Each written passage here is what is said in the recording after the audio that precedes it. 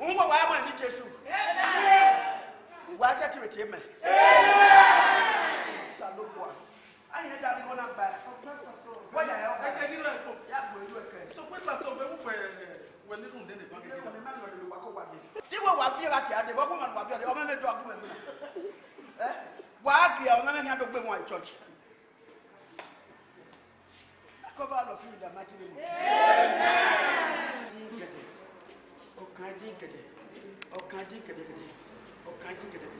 One carry church now, so one of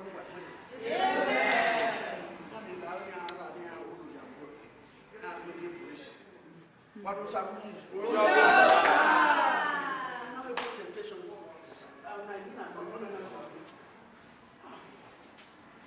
Jesus, how many? How are you today? How many wash away everything?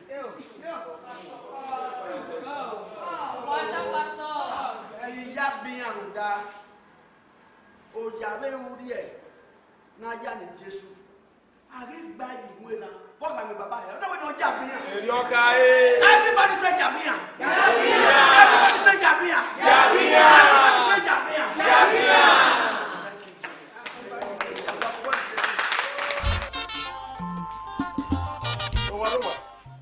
ya ile lo wa oyo o de ba me domio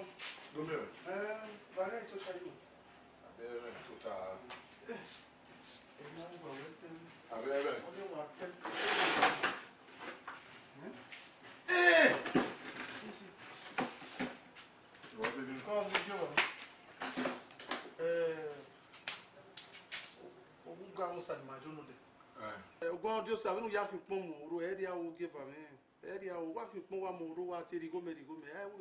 We na gaga. Metia ogba mi asa zigo ya se zigo ugbo agba ya gwe me take the money you don't pay. Tata offering. Ya ma mi epo igori me ugbo igba. Ugbo gba ego ma gba. You must give my money o. E time na gwopa mazo agbo ya zo. Ma mi una winuki. Even mi ewuki agwa eje iye a le bokpa jipa e church we vieva. Aye church we jodi we mado bagawa. Me ma mieta. Aye pastor sabato boy re de wi adorigo. Pastor dey get that say kun case reba. Aye church we jodi we mado bagawa. Only na we gba itemata ma we go as church. I pay salary of pastor. The Belaya Dagaye church. The Belaya Metere church. And Wakama where I pay tax. I just say pastor de Kosalopua. Pastor no where God dey. Oh, you give me na ate pastor give me do. Also so your ma we do tama we Emma give me. So but am I offering me? Come I no re me talk ba. All you say me na no we go wa agbazani. All you say we no wa mu go no kwa waju ota. You go there we. Me na we as a zigo ukpo agba ya we come take the money when you don't pay. Oh, I will be yours give me. I will be yours. Agbaji ati o you papa you sir. Obeva no ke we ya aro. Afia gbe aro we. I will give me. Obeva ni ke pastor if you only. O papa pastor. Obeva ni ke we. Ide ya we. Ona ti agbaji ya. Ogosa. You know. O give me ni wa no dai se ma what an after you taught him. When we or making one now where those who know the contribution of my way or so we am with the government. They won't die. People bad. Who about the age? I don't know that way. My mother, I will call let you know. Church will take your come. Go back. Me, you never quit. The pastor. Oh, and only winning. Agbere aba no si me. Agbere aba na ezi ko me.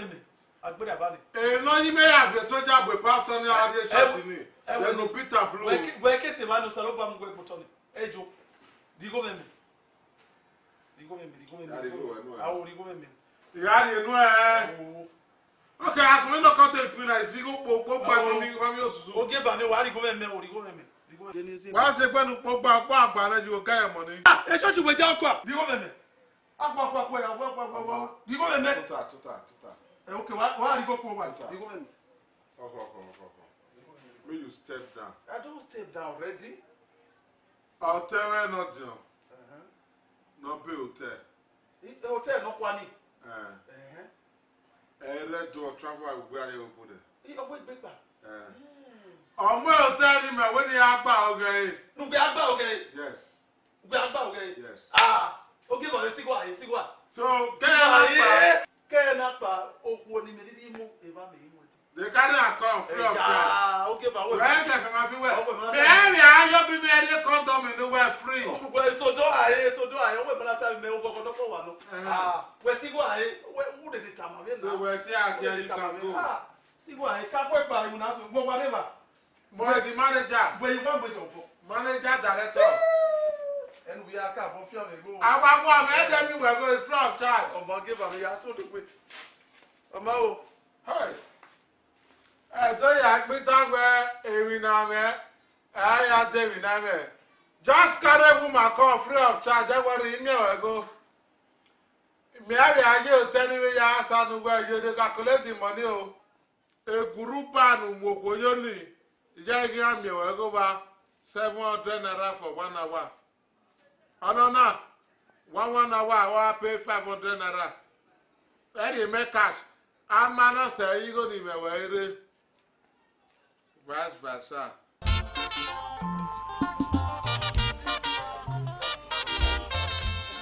You get.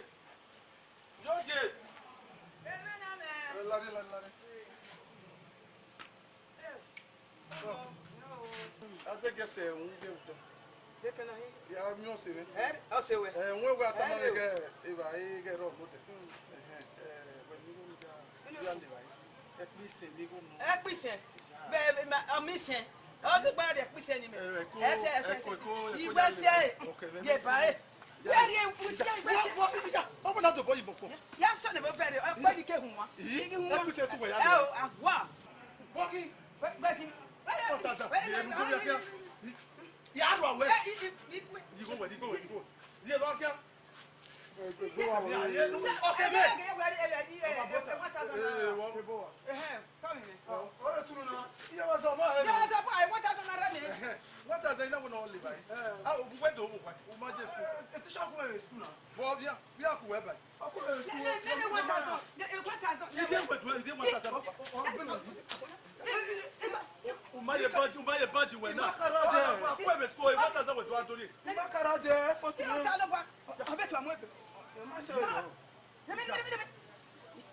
Baba. I'm not to go buy a man.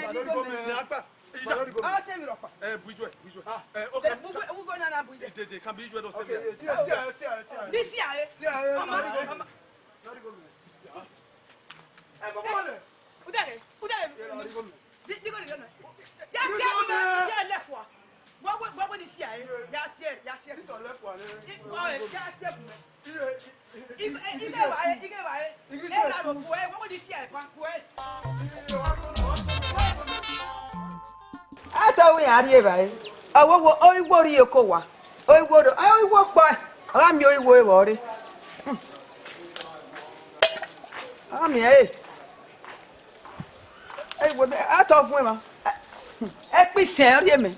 They are the back, a missing. I'm your way.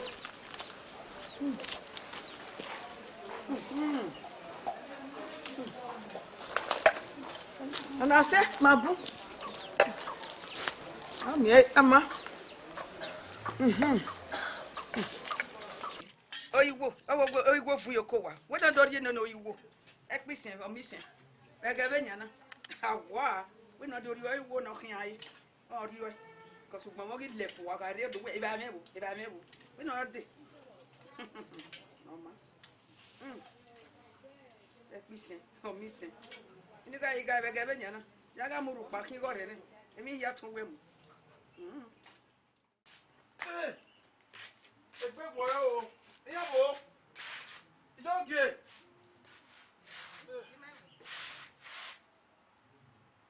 Where, boy? Where the fuck? Man, you can't go dog.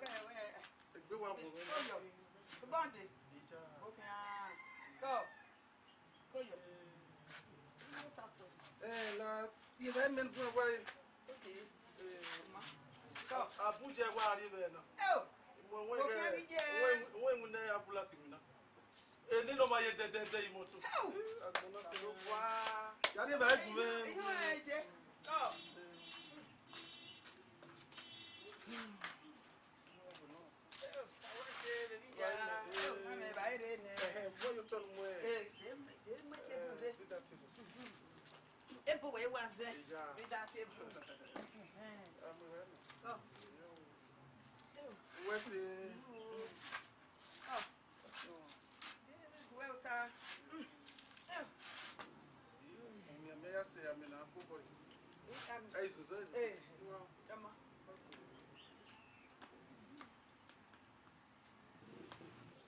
Ìgbéyàwó agoro mi.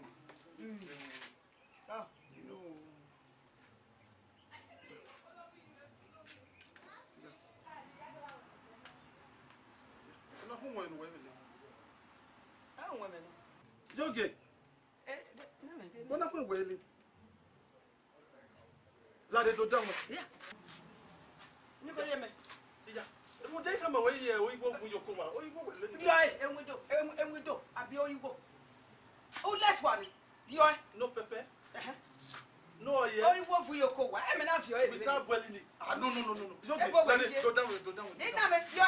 Sikedia. Ìwé ni yọ. Iye pèsè bá dùn ṣe. Yoge. Wọ́n dá mi gbọ́ ni. Yoge. Ṣé ká mi? Okay, kẹ̀mí àwọn ọ̀nà.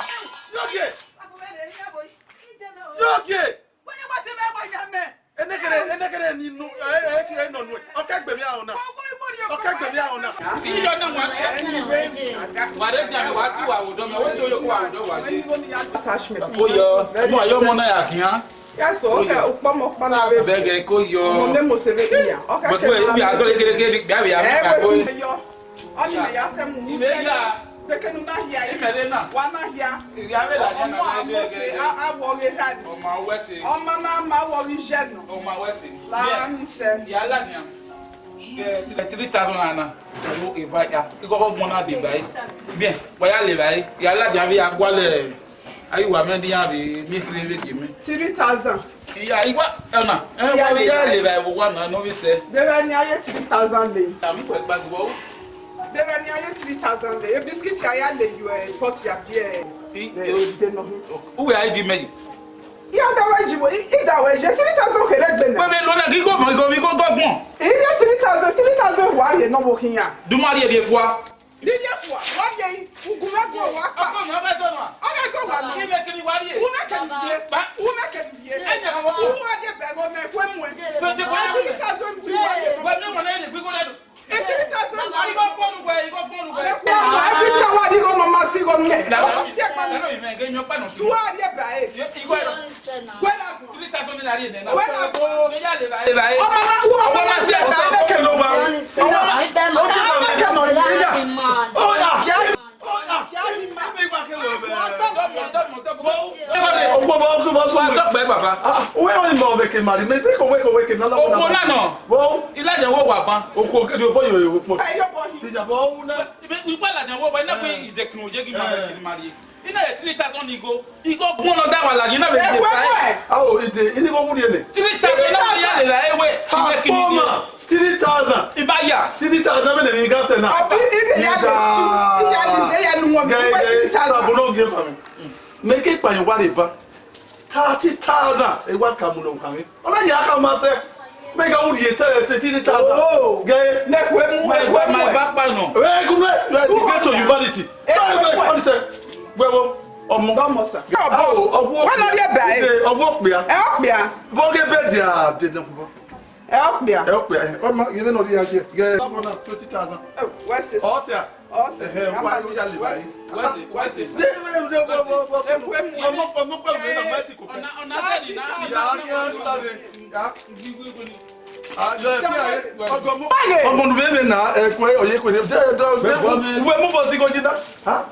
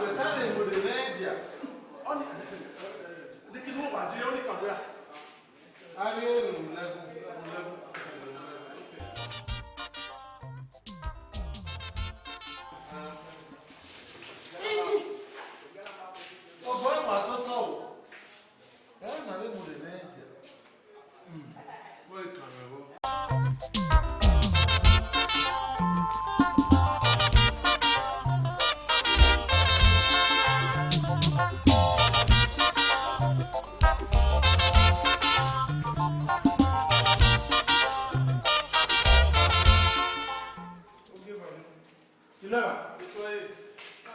Hey!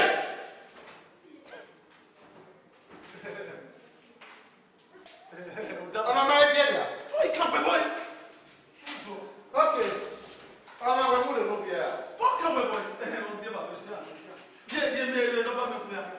Èèyàn yàrá ká má wà náà ní àìpẹ́ ẹ̀kẹ́ ẹ̀ má kò ségbè ní wàá mọ̀ ẹ̀dá mọ̀rí á. Àwọn òde náà mú bẹ̀ bọ̀. Lọ́fún mi ti fẹ̀ sọ. Àti ẹ̀mú ẹsẹ̀ yọ èrè fún wo. Lu ẹrù 13. Wá ẹ kò múta náà wá. Ọ̀wá lè jẹ́ ọmọdé tó ń dùn. Yóò tún náà yóò kó kí fún ma pẹ̀lẹ́. Èmi ẹ̀jì. Àyàká kí òtún ẹ̀mọ́ náà sọ̀rọ̀.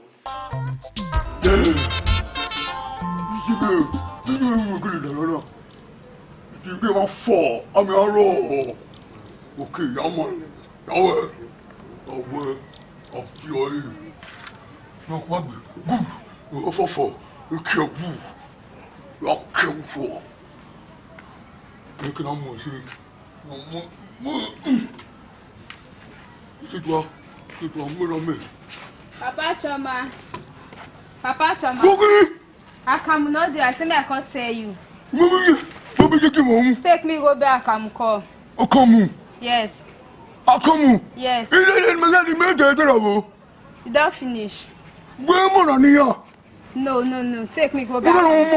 No more. Take me go back. Akamu call. Me ata kamu. Me take where? Kamu. Me take kamu. Go back. Akamu call. Okay. Okay. You Why you call the rear back of shirt? Oh, you cause I do come well. Sure. I've been no cause I do. No come well. You told. I bet you go back and come. No, we see. Ungasi! Mama! Ungasi not dead this house. Mama! I just call you since. How about dinner? Mama. Dodo. Yes, ma. Ijeme, you just did this side. Pikin just dey cry for his house for that side. Wetin happen? I'm not dinner. Akamu not dey. Akamu not come dey this house again. Where your oga? I say na me go back and come. Here Babe Donu. You say? I say na me go back and come. You say na make you go back Akamu? Yes. Iyo Samuel Bohana Agbemwa o. Oh, as your oga just be say na say me go back Akamu come. Akamu no dey. Akamu don finish. If Akamu not dey, I no fit tell you say if Akamu not dey, let me dey know. I no fit tell you. I no tell you. Which kind of wahala come be all those one? Abeg next time no try am again o. I no dey like am o. No try am again o. Yes, ma. No try am again. Yes, ma. Abeg go carry Momo for his house.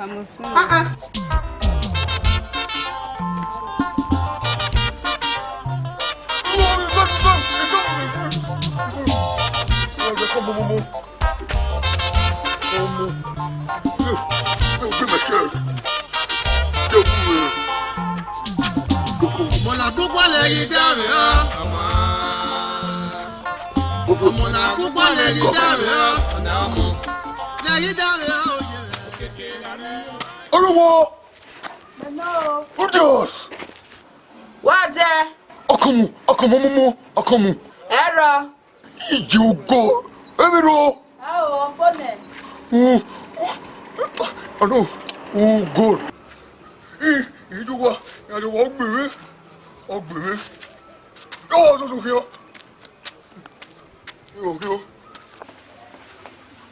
Èyí ti Yorùbá. Yorùbá gbọ́gbìnrin. Odò gbìnrin. Ikú. Yàlú yẹn wọn, wọ́n sì play. Yàlú yẹn wọn. Èmi àwọn lò rẹ̀ nínú.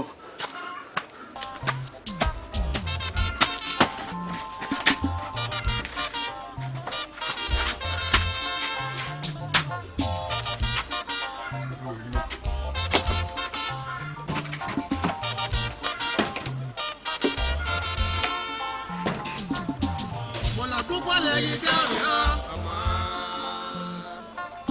Mona kúkọ́ lè yí dáre ọ́.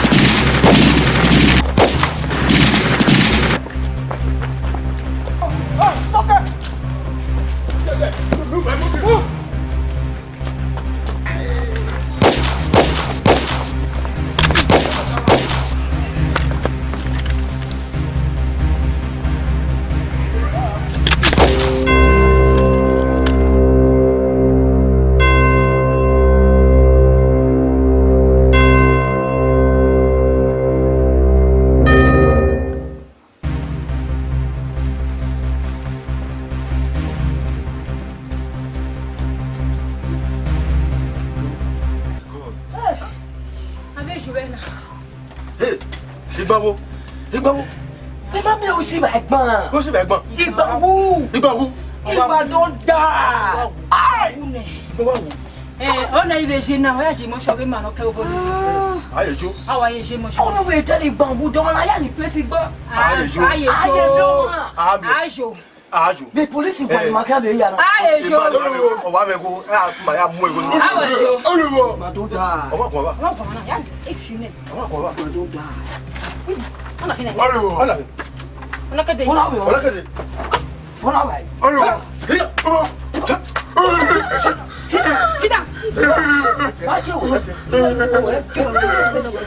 Wakede. Wama. Ọwọ́ gẹ̀mọ̀. Wama. Ọwọ́ gẹ̀mọ̀ kan mú. O ka je wo. Ọwọ́ gẹ̀mọ̀ kan mú. Wọ́n láti wọ́n sọ́nà. Dolo. Wọ́n láti wọ́n. Ìmúlẹ̀ tó bẹ̀rẹ̀.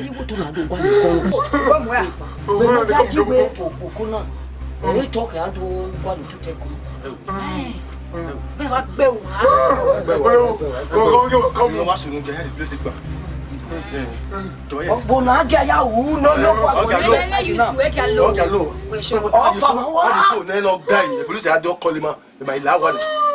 Adi e wa no wa ma. Ọ̀gá lò. Wọ́n di fóònù ẹ̀ gá yìí. Ọ̀gá lò. Wọ́n kò dẹ̀ polisi àdó kọ́lé ma. Ọba ma di e wa no. Ere aba we. Pàgbé tí yóò na gà. Bẹ́ẹ̀ sí òun pàgbé ọlọ́kọ̀ ní bẹ́ẹ̀ side. Omi. Ọlọ́kọ̀ ní àwọn ọ̀gá lò.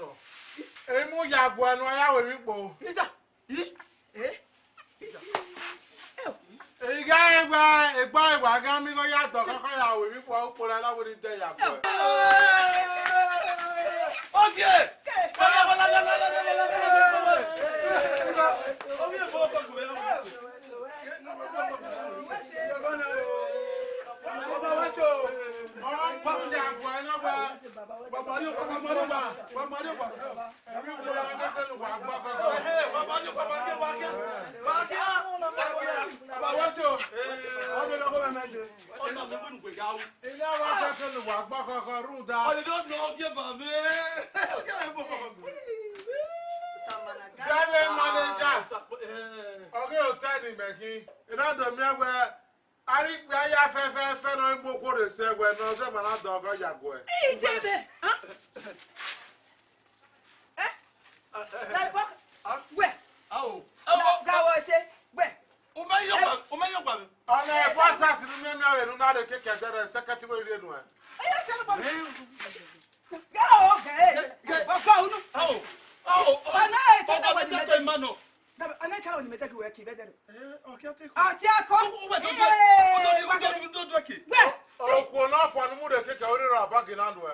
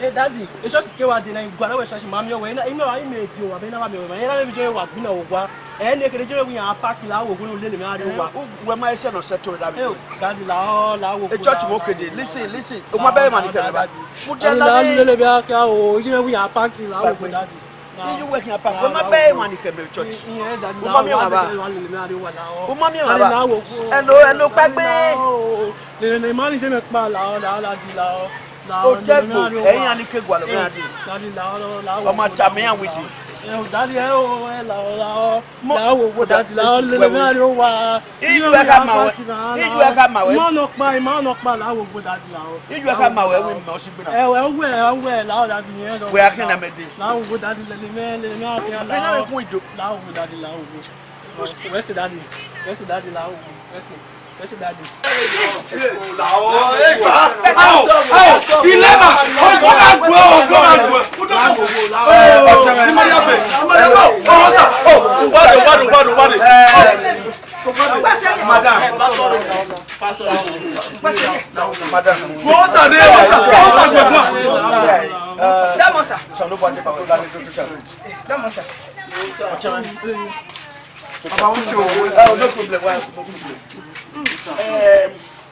email the church gbogbo e ba me wo de we gbina de ma ko te gbogbo alo me ade a bible tie we I make na gwe ma be wa dolo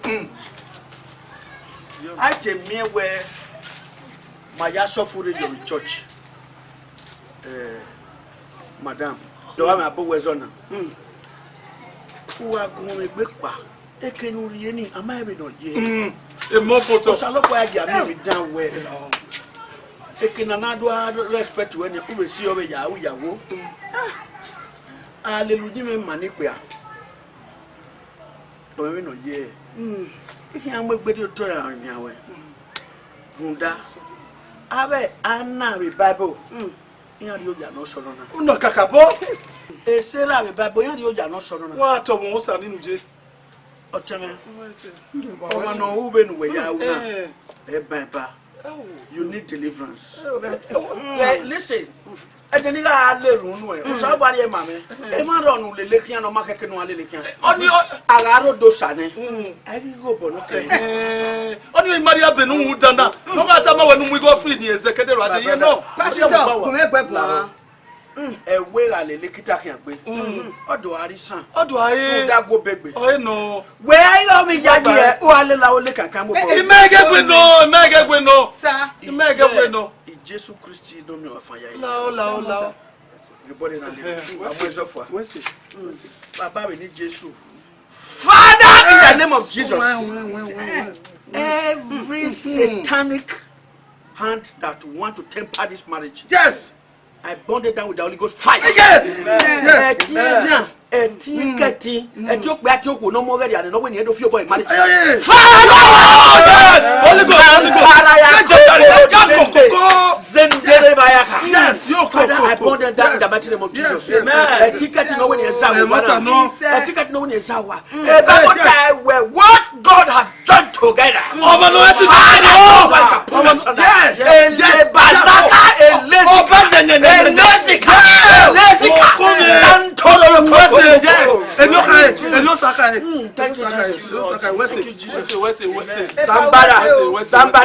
Somebody. Yes. In the name of Jesus. Yes.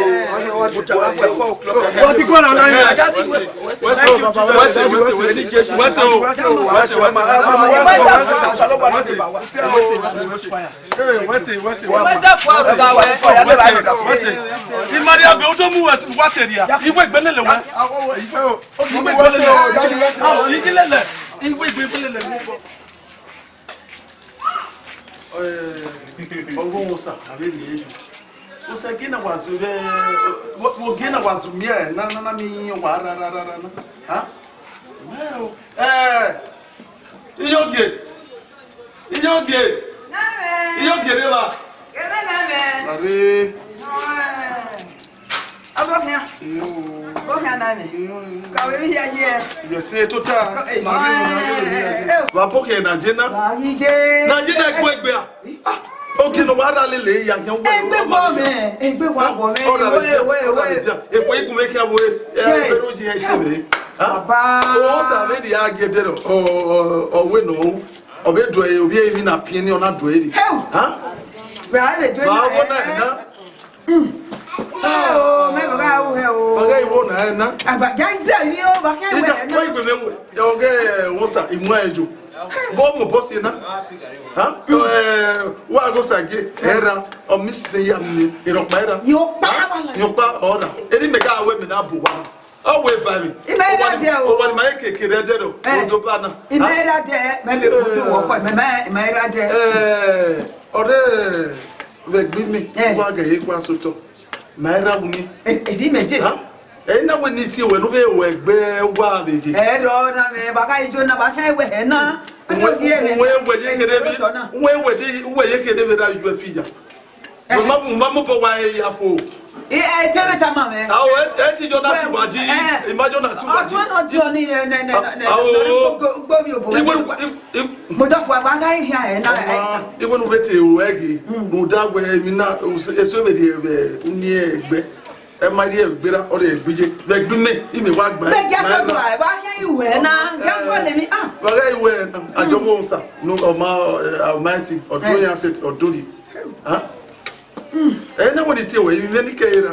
E do ji eti be. De kana ga jona. E ma e wo gbe wa wo gbe wo. Di obe na ma jo wazi o e na. Ni se e ya. Awo ozi e me do me bone. Gbe ga ti yo pa be bo da wo. Me na. Boni doctor o. Ye kwa beto. Ye kwa isu no. Okay, no ade. O kwesi wa. Ya ma joni. Baba. Allah wa no ade me ma joni. Ya wa jo wa go be ti. Digo ni mai sele. Mo jo ma jo ja. Digo ni mai sele. Ha? Isi wo so no. Geme.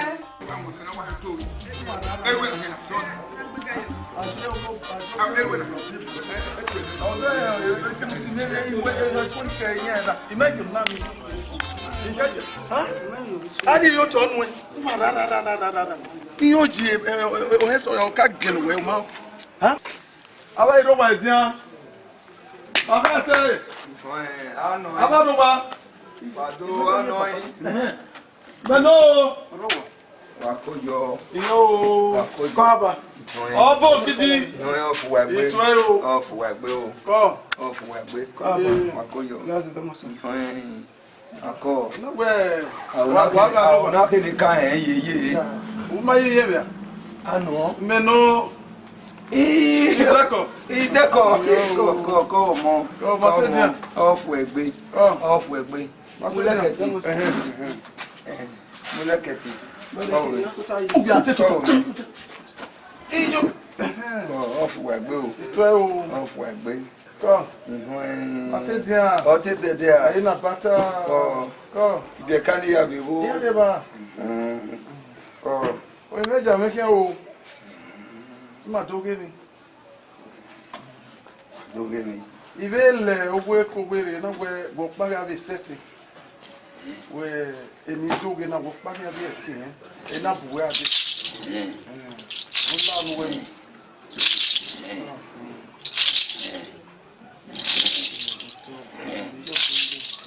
Where? La baba ge ekwisi. Aye lu ni na. La o pe ni ba ile egbe. Nwe ga gun fi were ne. Egbe go no were o to na Maria. Eri ono baba ogwe amarun de mari ma be run dun were. O la o eri ono. Amaga eri. O. O pe meji ma wu yeye. Iye dena no. Oge omona no wa chewe. Okay. Ogie na. Na do ne ota yi na ni ha. Pe ye agwa.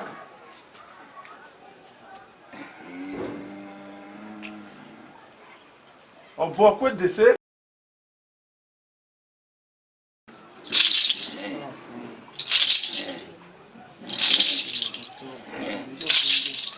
Where? La baba ge ekwisi. Aye lu ni na. La o pe ni ba ile egbe. Nwe ga gun fi were ne. Egbe go no were o to na Maria. Eri ono baba ogwe amarun de mari ma be run dun were. O la o eri ono. Amaga eri. O pe meji ma wu yeye. Iye dena no. Oge omona no wa chewe. Okay. Ogie na.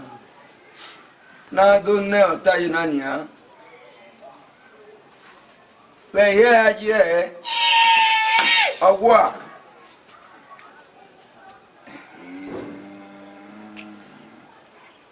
Obo kwe dese oru ya gere na.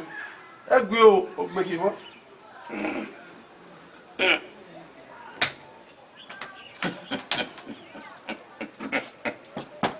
Mata etori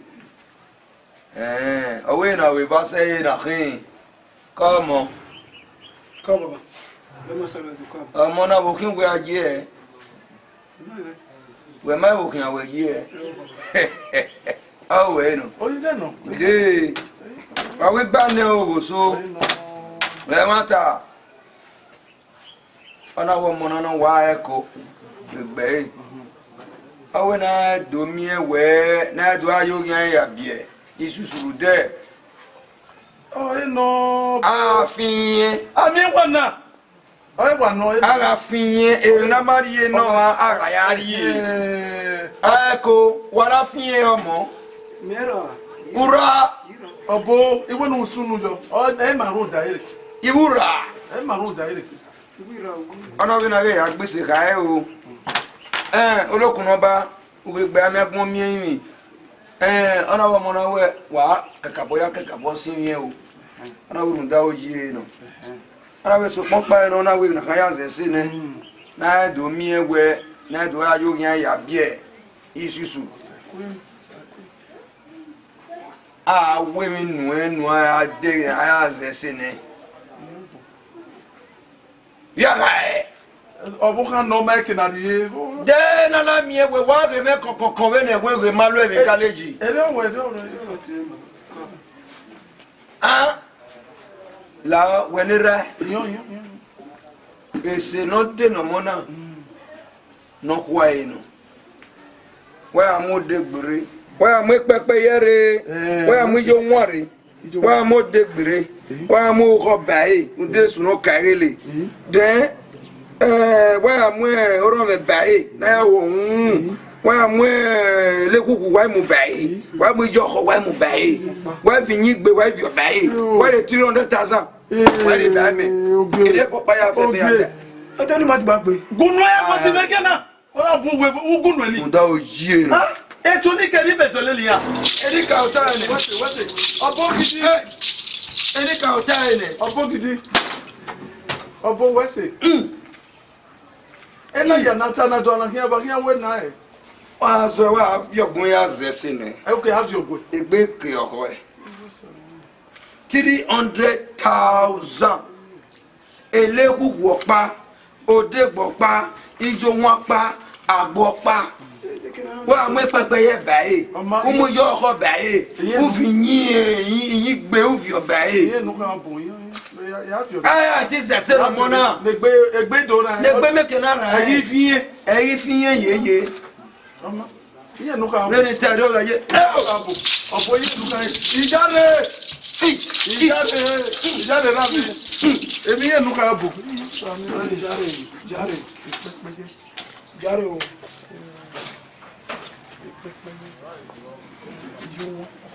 Jare. Titi 100,000. Eh ade, baba le ko jawe kana. Bo we.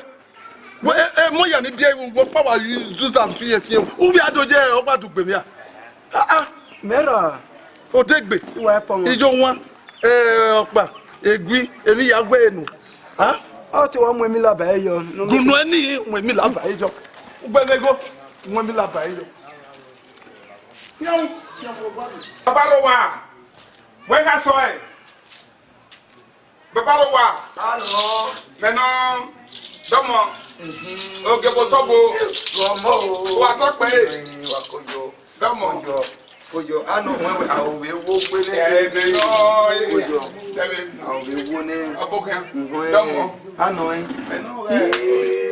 gomo ofu egbe we to bono ima teti kwa o kojo we so go e ko ni be do gemi e mama ke gbo ma to nola we do we gbere wato seven we be ji ope ne be we ke bi abi iri ogun na se o aire no imi ade na imi ade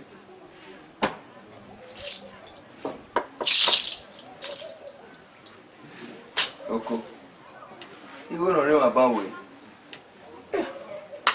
digo no ni o gyopo iwo ni me ya fi keke ba ku epo wo me ni me lo ime de na ni me ni me lo ma mo de na yo to agwa wa da le gbo re a mo o no bo me o no bo ku we kwon na iwo ni me ya fi ba e ma bi wo ma wa ri e iwo me pia wo ni me yu we akin ba re kin a ya kin yan wo ni me yu we kin ba re kin a ya foda mi yo Imuna no ye na mu.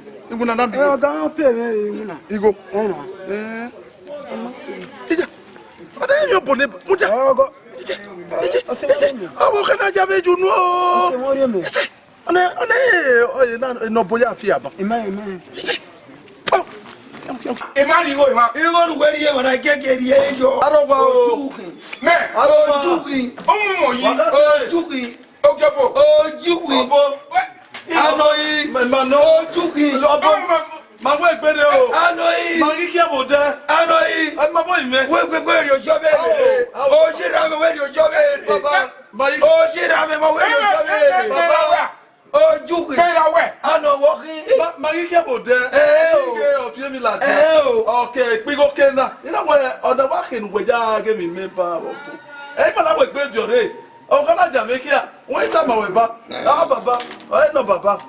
Oye no. E na na we gbe fi ogwe o. E ma na we gbe fiore na. Mistake na. Tola mo. Labo. Teme. E yo tun e. Ọlọ́run mo yi. Teme. Wa pun ya. Ọlọ́run baba na. Ọmọ na. Ika baba ọmọ na ojú. Unyo jo ke bare. Ọlọ́run mo yi. Ni wo ni ya we ni ya sese na ma bi e bi ogun me. Baba Mario ba. Egu era si ke. Baba Mario ba o. Era si ke me gbe. Goye. Era si kevegbe. O teme. Ero si kevegbe. La re ye. Ikwe wa ko ya. Ero si kevegbe. Ikwe. Nyoji ake wa re o. Mebe we nyoji. Eya biogun ni mi abona. Nyoji okere omo na. Ije etegbe kan akọ e o. Omo na wa mu enwe na ria. Wa mi wa owe. Me no bonnet o. Wa begging wa son wa van. Idenu e. Idenu e. Idenu yo en never have you me. O je yin ni.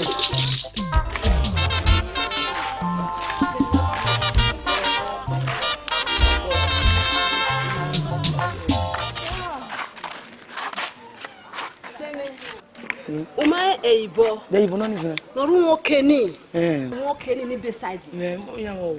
Hey, wa mi no. Ona wa mu o mi la he na ya wi gai. Ere mo ko wa mo. My sister, we don't listen to them. You don't have music. Oh, I'm ready. They are celebrating. Oh, see us. Now that boy, Ibo. Now wait there, that he beside. Okay, that he beside, but hey, he go. Do you know that what juju?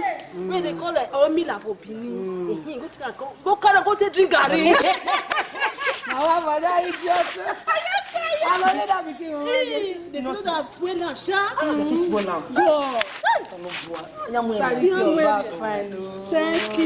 You don't degree. Don't see you. You go fast. Yeah. Amosa. Na wo hosambo. Amosa, amosa. Sabi gweje. Ah, wadiri o. Boje. Ko ija sodo a emi. E on na meta mi clear. I ti mu to na ta. What is 30,000? On the same day no we make it legwe mi. Ayi abede no ko bi ate bo me go na kia. And not about that, we are setting bound. And 3,000 years before you never did it. I never follow we get so sorry, 1,000 more when you are woman. No, it says no. 1,500 now when you are woman. No, target there, you are not okay, Namu. Oh, ma, it's a lot of in fact, Osabo gave me. It's a disgrace to humanity. How can you do that? Disgrace, my. When did I hear? We can make the only bad question here. I will see ya. I will little over no day. Yeah. You go to work, huh? Yeah. No, I don't make baby. Mom, come.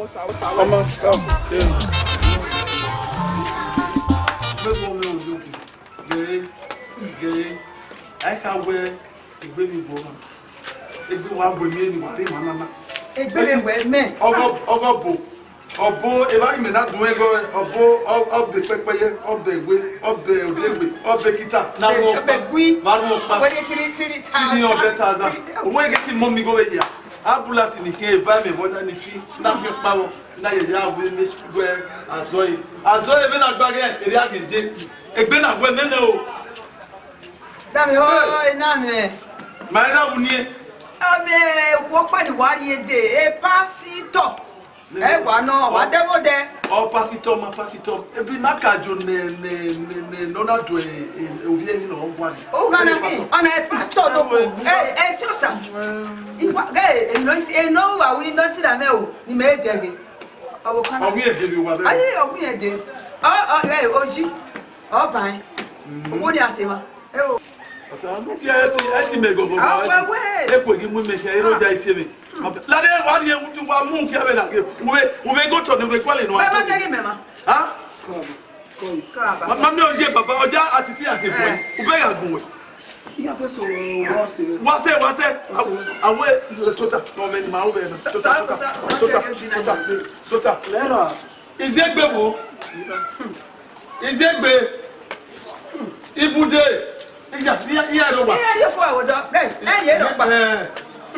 I went on my level. Yeah, in your pan.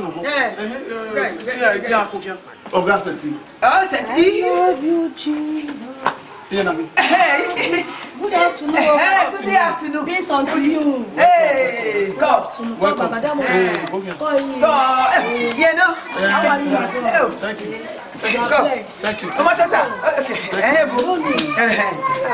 This boy is a great boy. The enemy have done this. and you are going to be set free today. Amen. This boy like thief. Yes. Don't be so. Yes. God will deliver him today. Amen. It's not ordinary eyes, bro. Yes.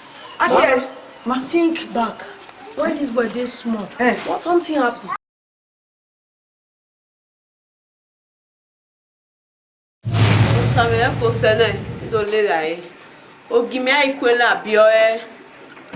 Gbe wa yo wo mete iro ogi are bana we do agui malaria e ono do adogi gun ni le oni owa mase ogie ewa do adogi gun e come buy me no for me buy for me for that day place that to come okorere quick come o when we wa e bote wa argue wa house mesme Rerero. Rerero to ale. Okay, where you doing? How are you? Where you doing? I'm with Benin. You free give me money, I want to come to. You can't play with me. No, Mama, you're beating me. I beg now. You can't play with me. Mama, that send message. I beg now. No, okay, now what you want go back? Melo. Where now me want to the gala they go. Go. Olive fait des là où il y a que ça quand il va m'amener il va où il est amoureux il est pas comme un gars il est amoureux carry the money no come here we are the people no play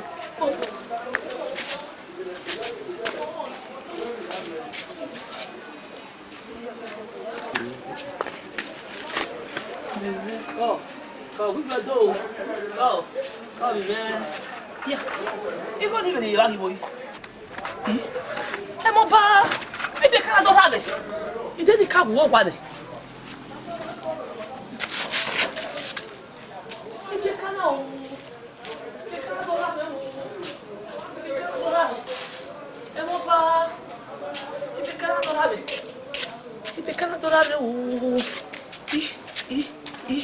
Ya punya. Ya kenya je. Ya kwa ni ya. Oh,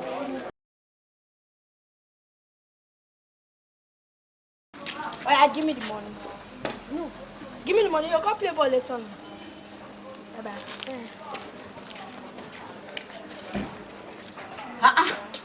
Gi age o si sensi. Yi e ba de si sensi ya age won. Wajo. Do gi re si sensi o wo wa je sensi. Le qui a boyé le béré dans les oreilles de la fouille. Aïe, allez. Ok, donc pas moi.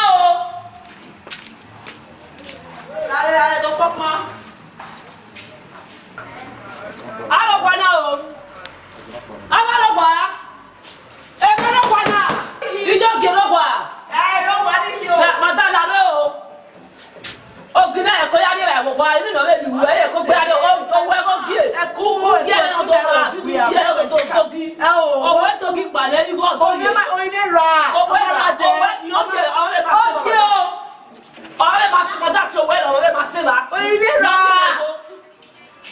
it's when I say we go buy me a coin, it's there you carry money. No, no, first I collect that.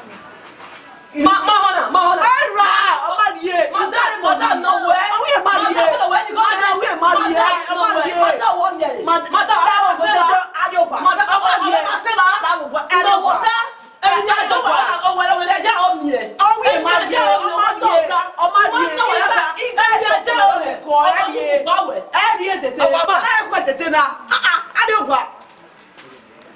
You carry money for them. You don't carry money. No. When I do it, then I don't know you carry money. Oh, what are you going to hear? How many days away? You hear we be a hammer today. You go, who be one. You move out the one money going around here. Benwa, you not see your money for that.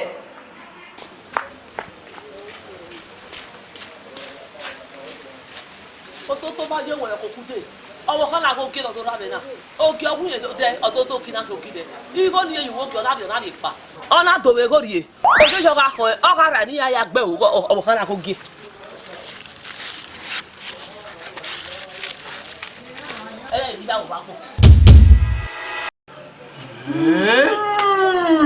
Oh, down. I remember. Down. Amen. Okay, and I am a way, Maggie, man. And I will be my In the name of Jesus. So stand and let us pray. Do you believe that you are going to be set free? Say after me, Lord Jesus, I believe that you have died for me on the cross of Calvary. You suffer my pains. Right now in your front, forgive me all my sins. Forgive me all my past. All the causes, take it away in the mighty name of Jesus. And set me by your blood. In Jesus' name. We want you to come and deliver this your God, because you are the one that get power. I have no power of my own. Because you, God, I know you are going to welcome and receive your glory by yourself, not by a woman. I pray, Lord, let honor be for you in the mighty name of Jesus. Amen. This boy, I deliver you out of that cleaning. I deliver you out of that sin, out of that sin, that bad spirit in your life. Out in the mighty name of Jesus. I command out in the mighty name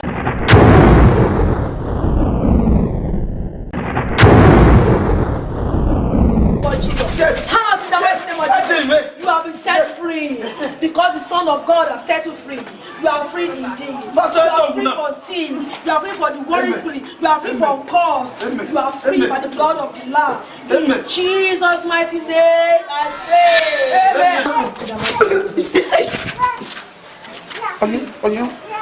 It's Jesus.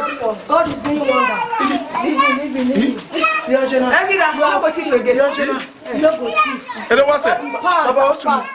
behold, everything is now new. Yes, that's the word of God. That's the word of God. Pastor, what's it? Papa, what's it? I don't get power. It's God. What's it? Pastor,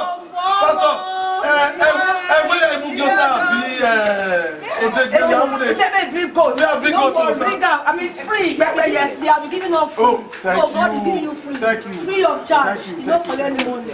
He has done for me. He has done for you. What's your number?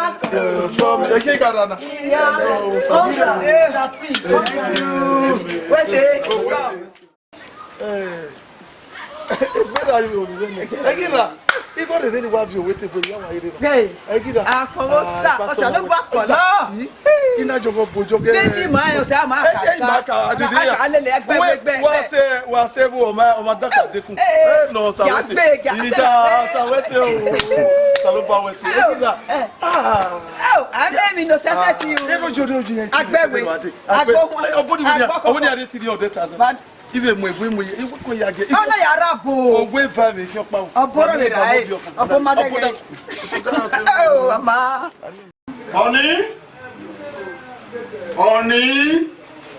honey? Yes, dear. Get me a glass of coke. Okay, come. Father. I'm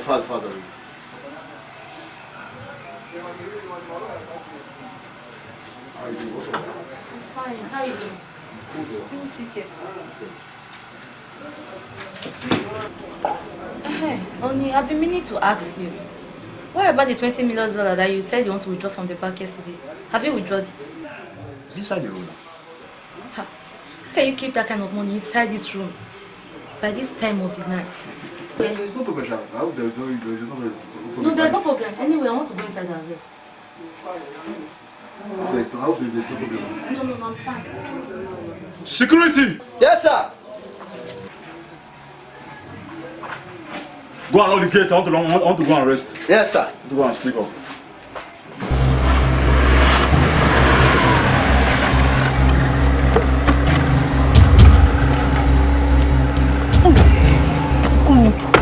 Guy, well, guy, I will police the artist.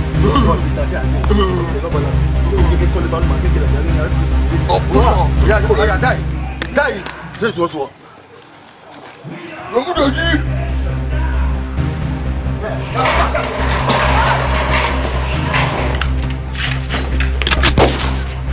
Where's the money? Where is the money? I want to kill you now. Where's the money? Yeah, where's the money? Where's the money? Where's the money? Where's the money? Where's the money? Where's the money? No money. Where's the money? There's no money. Where's the money? I'll pay you. Yes, sir. Don't go. Don't go.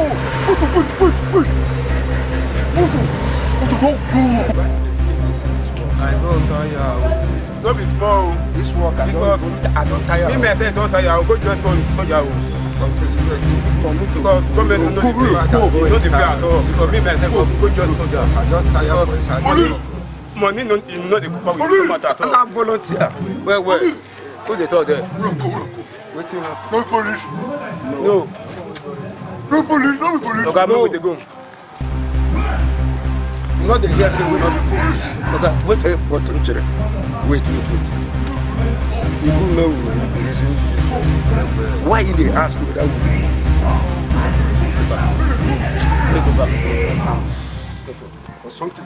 Something wrong.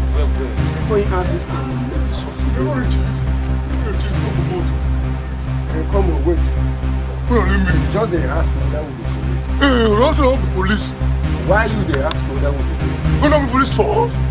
Waiting make you ask. Wait till they are talk. Our leader, thief. Thief. Where you go? They carry this one. They say they give me food. The police pass. May I call the... It's me I call the... May you call the police pass. Hey, me I call the... There's a thief for you. Gang. Come in. Me come. Hello. You're not there. Voilà. Money. Madam, please money. I want to kill your husband. No, I'll kill her. No money now. I want to kill you now. Please money. I swear. Please money. How the hell is that? Please money. Oh yeah, don't kill my husband. Where is money? This is bullshit. This is bullshit. This is not bullshit. We have money. Let them back kill you. There's no money.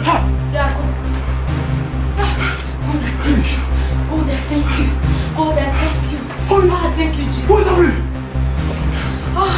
What's happening? Your life is more important than the money. Your life is more important to me. Let them go with the money. Document. Why?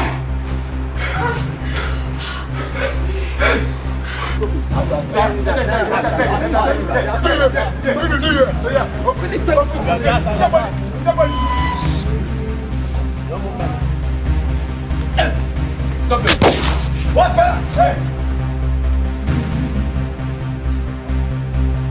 Move on, move! Drop your weapon. Your hands up! Drop your weapon! Hey!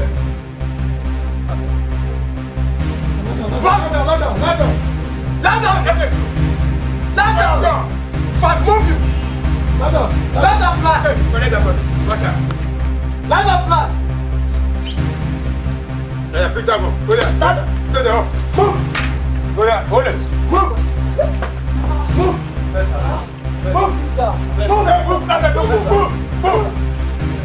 If you shake, I said, quiet.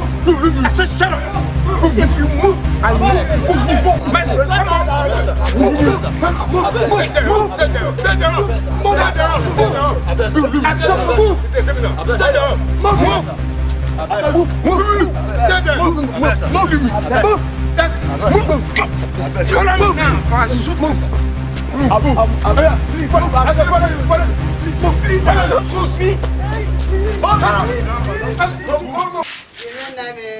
Yes, one of them. In my young when I can't go. Ugo, I mark your own name. What can I get? Who goes your way again? We're not going the curry. Oh, we are getting one of the curry. Where? And then again, the marrow, why you know, we got here. Or do both. Me mata come back. Come on, here, nego. Naya, the Minale, Buego, no. Elu ta nani? What igwe ugosi gwana oboka igwe gwa ma ho. Ina miegege no biegege. Iga miegege no biegege. Na bege nyanya beri oni emi no ta sunu na me. Me ma be on ni sunu. Na ne ru ne sunu. I don't know. Come here. No more. Go yo. I don't know. Ai be na hinko. No, we don't know. Epa. Epa. E police wa si o you ke ohun odo ye wa si e mo station ye ki ye wa si e station ohun odo ye wa ovime. Ye wa si e ye wa si. Ye wo me won wo odo ye wa si e ye wa po le yan. Ye wa si e ke wa si e.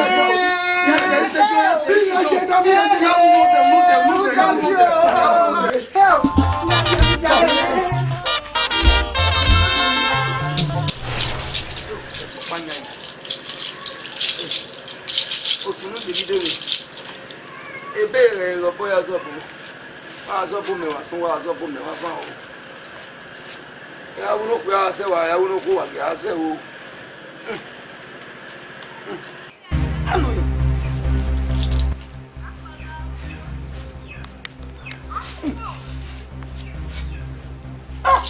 Anoi iyeme bueno uwere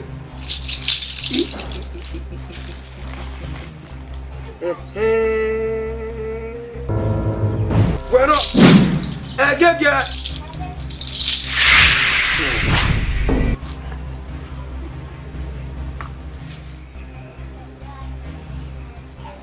Dayo awa mede o do be lo fo we tèmi nu mi ma ya ha tèmi mi ma anwe ngwa ta ma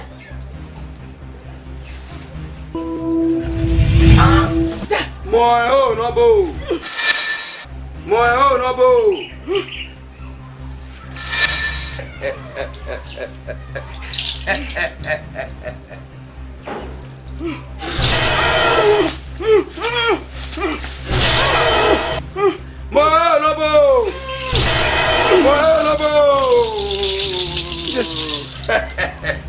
Awo ka gbọ́ yẹn kan ruda gbọ́ yẹn kan igwe dia. Mo lobo.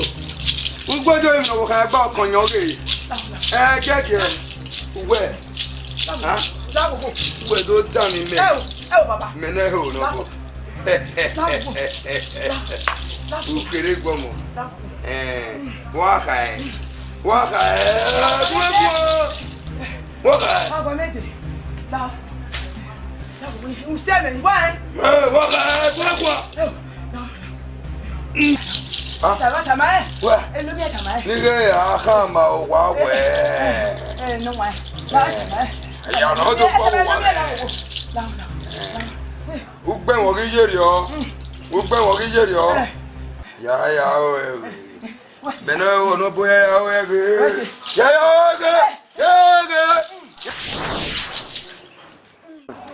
Wa wese we no wa ya de onye egbe avie ma e wuladian ma we kpofi ma we ami anejo bo ma we atorara enake ku o ibe kina and ni ma igbado na be na ga ENOTIEMWONWAN wala wo we si kokoko no wa be do wa wese wa ya de onye egbe mo Deliverance entertainment no ke wuladian na ga popo wa wa si go kokoko no wa ya do wa ya we fefe wa wese no wa ya de onye egbe o iyo mani magbawe e na yakio awese